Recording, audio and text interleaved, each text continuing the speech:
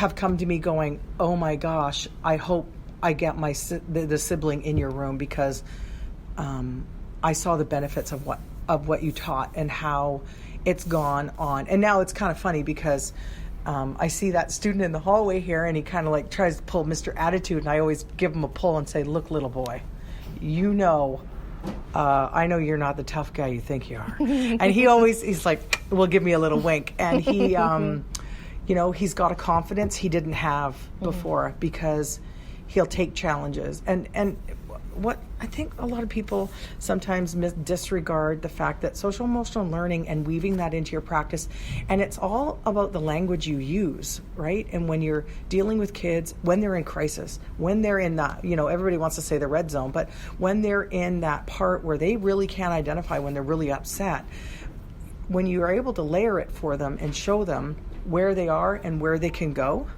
it makes a huge difference, because they start to be able to do that with everybody else.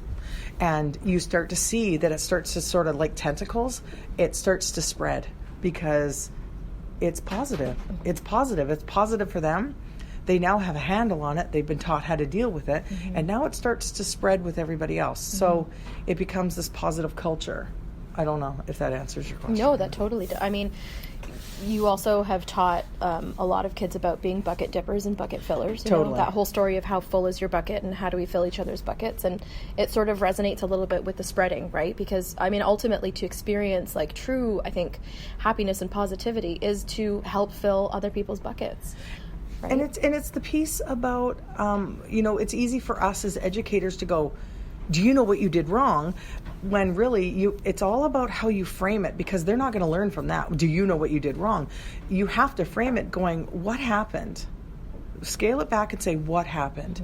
So that they can actually look at the situation, reflect, figure out how they could have fixed it and what they could do differently next time. But if you come at them with what did you do? And I do use that a lot, because I want kids to be responsible for what comes out of their mouth, their actions they do. It's easy and I've heard lots of adults do it, is say, well, you made me so mad. You made me. And I'm like, no. What did you do? I don't care what he did. I want to know what you did.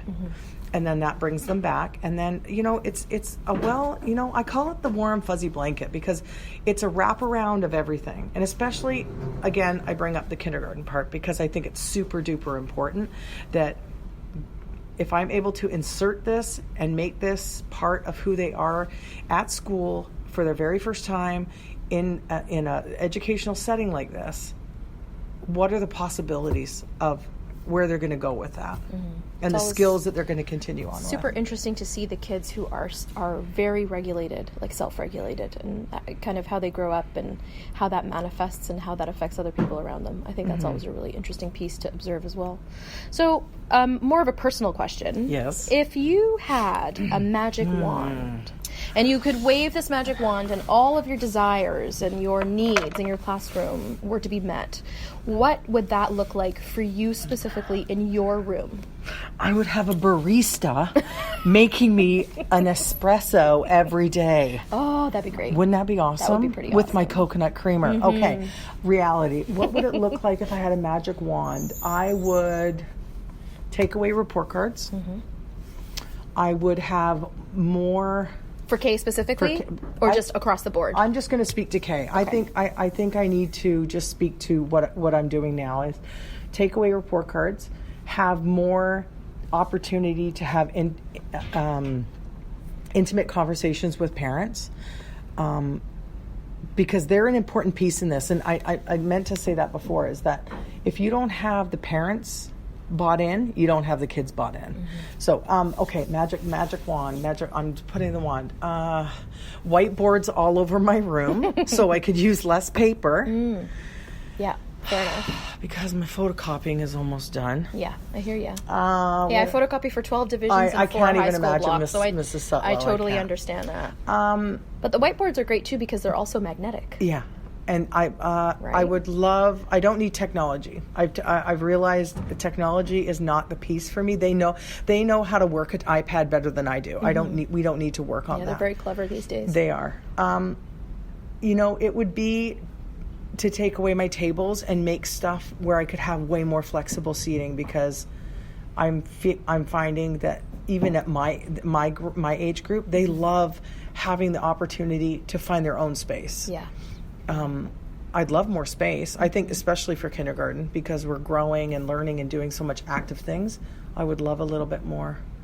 Probably it's almost like a double person job sometimes, because I'm exhausted. I'm not saying that not every teacher isn't exhausted when they leave, but in kindergarten, you're on from the second you walk in that door and say good morning to the second when I ask at the end of the day, I'm like, who had a good day and who's coming back tomorrow? And they all say, I am.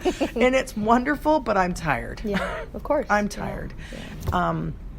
So maybe having a second teacher to team teach with, that would be ultimately. I don't need a support worker necessarily, or maybe it could be a support worker or whatever. It would just be nice to share the load. Right, yeah. Because it is a lot. Yeah. I mean, I admire kindergarten teachers, and they're very special people. I mean, I remember my kindergarten teacher, she eventually became our administrator for a little while, and when she passed away, like our entire graduation grade 7 class was in mourning. She was a very special person to So a lot something of us. very interesting. I put this post on my Facebook the other day about in 50 years somebody is going to be talking. Did you see it? That. When I said somebody is going to be talking and saying your name as a teacher and whatever, and I'm like, I need people to remember that when you plant the seed and you implant that in someone's brain about that experience, they never forget you. Never. As I've never forgotten Mrs. Radzikowski. And me, Mrs. Walker. I know, love right? We Mrs. know those Walker. people because they were our first adult outside of our families and aunts and uncles that we walked in and had to learn to trust and they made us feel loved. Absolutely, They and really go on this did. journey together. Yeah. So. Pretty incredible. Yeah.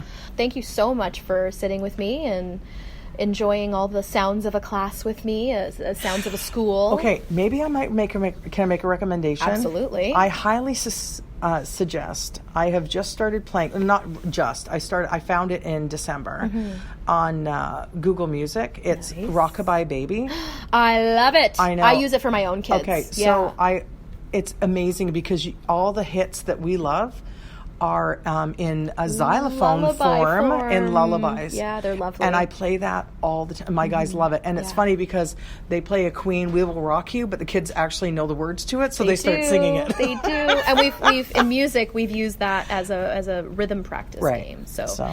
it's pretty incredible to see the amazing taste kids have in music these days. Totally. I love You'd think it. it would all be Baby Shark, but it's really It's not. not. Yeah, No, it's wonderful. not if I had my way. Well, thanks so much for taking the time to sit with me, and have a good rest of your day. Thank you. And thank you so much for listening to the Teachers of BC podcast. Real teachers, real stories, real life.